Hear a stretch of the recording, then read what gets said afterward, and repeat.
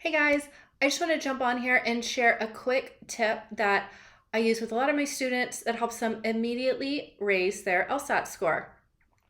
So, so many are stressed about the quick time constraints for the LSAT, and there are. So, on their time test, one thing I tell them to do is slow down, which sounds a little bit like the opposite of what you'd want to do, as opposed to speed up.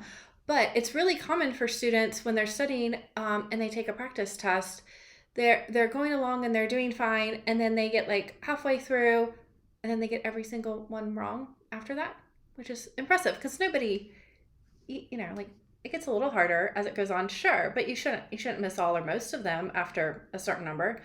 That doesn't make sense at all. If the first half you're mostly getting them right, in the second half you shouldn't mostly be getting them wrong. That's not how that works. But so I'll talk to them and be like, okay, what happened? Why do you think you had this drop off in your accuracy? And they're like, oh, I looked at the time and I got so stressed out, and all I did after that is I was like, oh my gosh, I don't have enough time. I'm just gonna pick an answer that looks good and move on. And then like the next question, you're like, oh my gosh, I don't have enough time to read it. I'm just gonna skim. And then you miss a couple important words like except or not or never. And then you go to the next one and you're like, oh my gosh, I don't have enough time. I'm going to just pick an answer that kind of looks good and then move on. And so they do this over and over again. And obviously they're getting almost all the questions wrong when they do that. Versus if they just were like, okay, there's some time constraints. I'm going to approach it at a pace that makes sense to me and try to maintain a high level of accuracy throughout whatever I get to, and that's okay.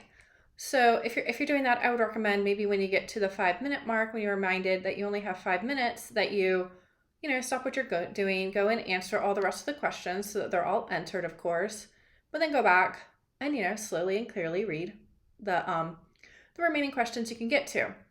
And when people do that, they're like, oh, I got 5 more questions right on one section, which is a huge improvement.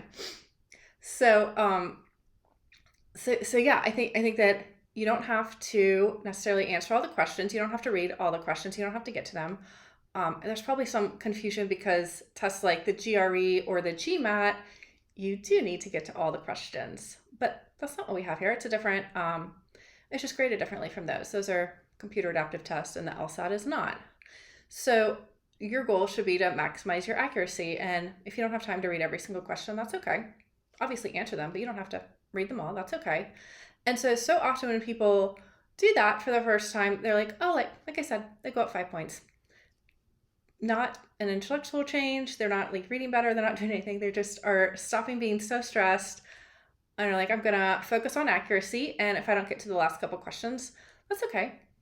And so their overall score goes up really, really quickly. So yeah, try it out. Let me know how it goes, and I will talk to you soon.